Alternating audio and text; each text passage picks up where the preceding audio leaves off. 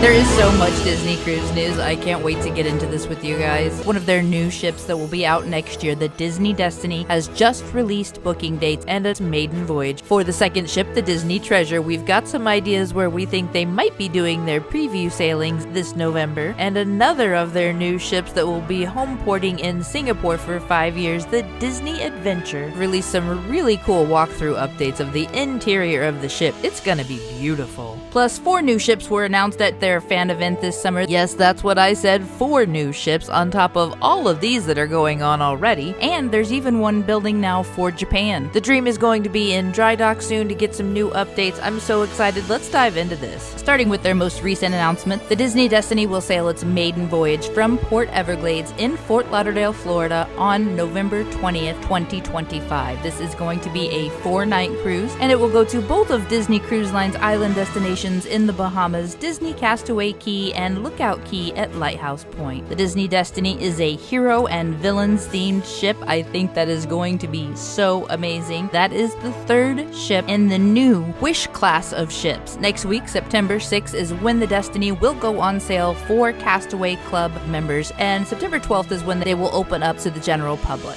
After the maiden voyage, the itineraries will be 4- and 5-night cruises to the Bahamas and the Western Caribbean, and every sailing will include a day either at Castaway Key or Lookout Key, and some will go to both. Ports of call in addition to their island destinations will be Nassau in the Bahamas or Cozumel in Mexico. They also released a first look at their Pirates of the Caribbean pub, the Cask and Cannon. You can see here in this artist rendering, they're gonna have the pirate feel with the wood and the leather. Obviously, this is inspired by the movie, and any pirate worth his salt has rum, so they are going to have a menu of rare, specialty, and vintage rums. And along with that, they will also have bootlegged brews developed specially for the venue and served pirate style straight from the barrel. Okay, and this actually has me curious what they mean. They state, quote, "Rumor has it that the savviest treasure hunters may even uncover a mysterious trove of looted libations served in an actual treasure chest." So I believe we have a clue to their very expensive cocktail on the Disney Destiny. On the Wish, they had a $5,000 cocktail, the Kyber Crystal. This is from the Star Wars Hyperspace Lounge on the Disney Wish. I'm pretty sure they're going to continue this theme with the Treasure and the Destiny, because why wouldn't they, honestly? And I'm pretty sure that this is referencing their very expensive cocktail on the Destiny. Don't worry, they have a few that are $50 or $100, so there's multiple experiences to be had if you're wanting to have a really unique cocktail experience. And my guess for the Treasure is that we will find that super cool exclusive drink in the Haunted Mansion parlor. Of course, I will keep you posted. Just a little recap on the Disney Destiny. They will have Pride Land's Feast of the Lion King in a first-of-its-kind dining experience. They have also recently released their brand new stage show, Disney Hercules, of course inspired by the film, and a wickedly chic piano lounge celebrating the one and only Cruella de Vil. They also mentioned the Sanctum, which is the first lounge inspired by Doctor Strange. I think that's very cool. And they've given us a look at some of their hero-worthy staterooms and suites, which of course is Disney's typical luxurious setup, and most staterooms will feature the split bath concept. It's so much easier to get ready when there are 2 bathrooms.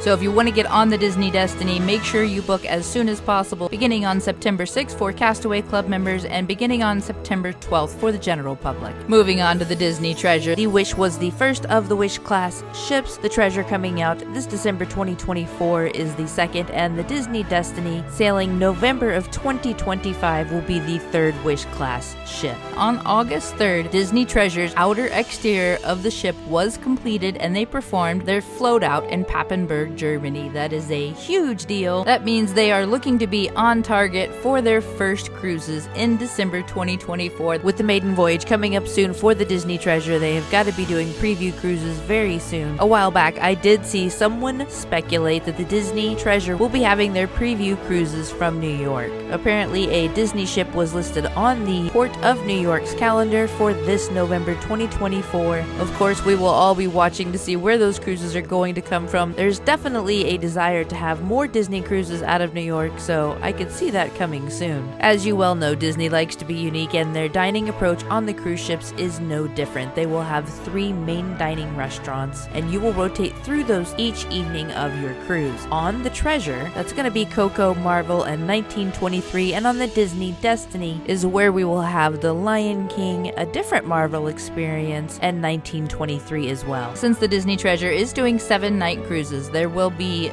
2 evenings in each one of the 3 main dining restaurants, and you will definitely have different menus and different entertainment each night. Plaza de Coco is one of their restaurants, and they have announced the entertainment that first evening in Plaza de Coco. There will be a story from Miguel and mariachi bands, and then they will have a wonderful transformation into a Dia de los Muertos celebration on the second evening. The Worlds of Marvel first night is going to have Groot and Rocket at a surprise party. There'll be a little bit of trivia involved. They will also do an Avengers Quantum Encounter night where you just might see Spider-Man, and 1923 is going to have so much animation stuff in here featuring Tarzan, The Lion King, Aladdin. Make sure you look around when you're in that restaurant. They're gonna have elegant California cuisine every evening you're in there, and they will be different menus. The quick service areas, Marceline Market, they're not gonna have a lot of changes day to day. There will be some, but they definitely also will have a ton of variety every day. The shows on the Treasure are going to be The Tale of Moana, a brand new show for the Treasure. They will also have Beauty and the Beast and a sing-along style show, Seize the Adventure. Ba-dum-bum. Oh, and make sure you hit the subscribe button, ring the bell. There are going to be so many new announcements coming out with all these new ships, which takes me right into another new ship that they have, actually, the Disney Adventure. Now, a quick backstory here. The Disney Adventure was previously the Global Dream. The cruise company was going out of business. Disney Cruise picked this ship up at a great price. It was 70% completed, and they are restructuring and will have it exclusively in the Singapore market for 5 years, beginning in 2025. They did quite a huge reveal, actually. Earlier this year, we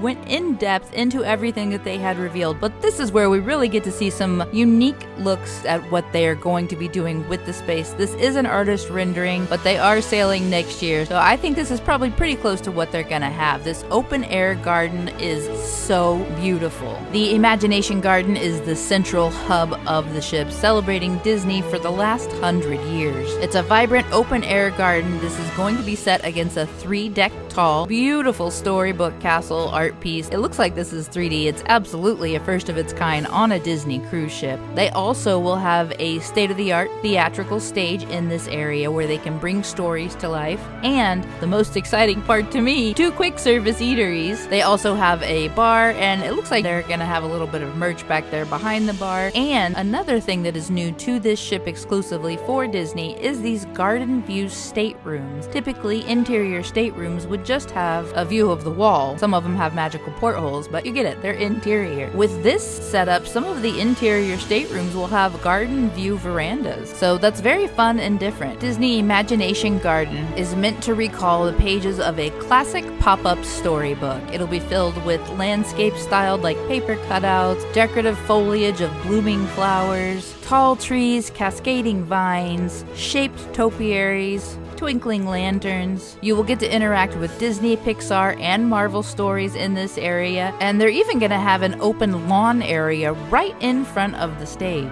so it can double as an amphitheater-style seating area for live music. They're going to have a lot of entertainment on this stage, and they are saying all-day entertainment in this garden area. High-energy shows, character appearances, magical surprises. Wow, 3-deck high LED screens. Those are going to be some pretty cool special effects. And they are going to have Avengers Assemble, and they are also going to have the one and only Deadpool making his Disney Cruise Line debut, and an epic battle of Marvel superheroes and villains with the likes of Spider-Man, Iron Man, Captain America, the Scarlet Witch, Miss Marvel, Loki, Black Panther, of course, and 2 themed eateries. One of them is Mowgli's Eatery, obviously inspired by The Jungle Book. This will be Indian cuisine, including vegetarian and regional dishes with a special Disney twist, of course. And Grandma Tala's Kitchen from Moana, gonna have that vibrant island flair inspired by the Pacific Islands, with a menu showcasing the diverse flavors found throughout the Pacific and Asia. So, what do we know so far about the actual sailing of the cruise ship? Beginning in 2025, the Disney Adventure will sail out of Singapore for 5 years. They will have 3 and 4 night voyages with only days at sea. So these are cruises at sea. There's not going to be a port destination throughout the cruise. The ship is the destination. That is one of our favorite ways to experience a cruise ship. Sea days are so amazing, and this ship looks like it could be really beautiful. If they do this right, it's going to be so much better than just a regular port. Stay tuned, we'll give you the announcements as we have them. They do estimate that this ship will have capacity for approximately 6,700 guests with around 2,500 crew members. This will be the largest ship in Disney Cruise Line's fleet and one of the largest in the world. Now for the ship in Japan, this is between Disney and Oriental Land Company. Disney already has a long-standing relationship with the Oriental Land Company for over 40 years now. That is the company that owns and operates Tokyo Disney Resort. The Tokyo Disney Resort is really amazing. I love the theming that they've got there. I think this is going to be another fabulous ship for Disney Cruise Line and the Oriental Land Company. So we really don't have any information on this yet, but we do know that this ship will be constructed at Meyer Werft, same as the other ships have. It will have Walt Disney Imagineering working on the designs, and this is going to be a sister ship to the popular Disney Wish, which means this is technically a 4th Wish class ship, which is typically 1,250 staterooms, 4,000 passengers, and approximately 1,500 crew. This is going to be beautiful. I can't wait to see some more on this one. Now, they did release the information last month that they are going to have 4 new cruise ships between 2027 and 2031. That will bring the fleet to a total of 13 ships, which is kind of mind-boggling, especially realizing just a few years ago they only had 4. These will be constructed at the Meyer Werft shipyard in Germany, just like the previous ship, and the names, designs, and itineraries are all still in development. We're going to have a video diving into what we think they're going to do with those 4 ships. But for now, heading to the Disney Dream, because the Disney Dream will be doing a few more summer European sailings, and then they will be heading into dry dock and will go back out again on October 20th, 2024. While they are in dry dock, they get things refurnished. This is very exciting actually, because they are creating a new tower suite in the funnel on the Disney Dream. They do have this on the Wish class ship, so now they're adding this to the Dream. A couple of other changes they are going to do during the dry dock. Marvel Web Workshop is coming to the Oceaneers Club. The tiny humans will be able to try on some suit prototypes, operate training simulations, and prepare to fight with the Avengers. Another one of their youth clubs, The Edge, will be moving to Deck 5, and they will get an additional lounge and dance floor, and there will also be outdoor recreational deck space that will be shared with Vibe, the 3rd youth club. In addition to the Concierge Tower Suite, they are also updating the concierge space with an all-new theme change to Hercules. And if you are sailing soon on the Magic or the Wish, make sure you have double-checked your emails, because they are starting with all-new aboard time departures September 2nd. That is this week. The all-aboard time for embarkation day is changing from 4 p.m. to 3 p.m. That means all guests must be on board by 3 p.m. Just double-check if you're not sure what time yours is. And thanks to Disney Cruise Line Blog for a copy of this email that was sent out to guests. He's always got the best updates on Twitter. And if you're doing a Halloween cruise or you're thinking about one, make sure you check out this video on Halloween on the high seas.